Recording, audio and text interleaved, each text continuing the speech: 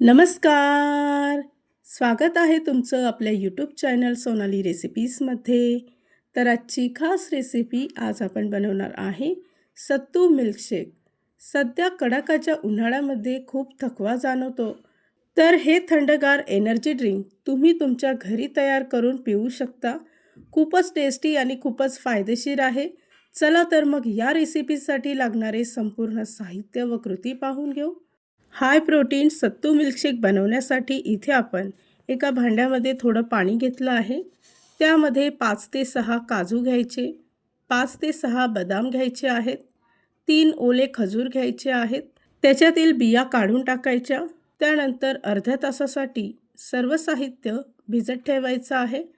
अर्ध्या तासानंतर तुम्ही पाहू शकता ड्रायफ्रूट चांगले भिजून नरम झाले आहे.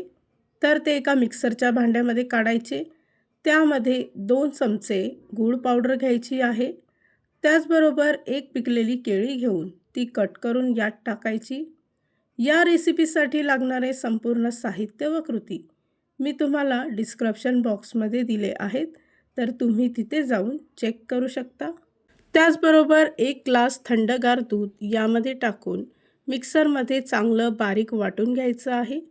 सत्तू मिल्कशेक बनवण्यासाठी इथे मी सत्तूचं पीठ घेतलं आहे, किंवा याऐवजी 1 वाटी भाजलेले चणे घेऊन ते मिक्सरमध्ये सालासकट वाटून घ्यायचे. 2 मोठे चमचे सत्तू पावडर घेऊन एका ग्लासामध्ये टाकायची आहे. त्यामध्ये अर्धी वाटी दूध टाकून त्याचं मिश्रण तयार करून घ्यायचं. अगदी अशा पद्धतीने स्मूथ मिश्रण तयार झालं पाहिजे. त्यानंतर मिक्सरमध्ये तयार केलेलं मिश्रण यामध्ये टाकायचं आहे आणि पुन्हा एकदा सर्व मिश्रण व्यवस्थित एकजीव करून घ्यायचं.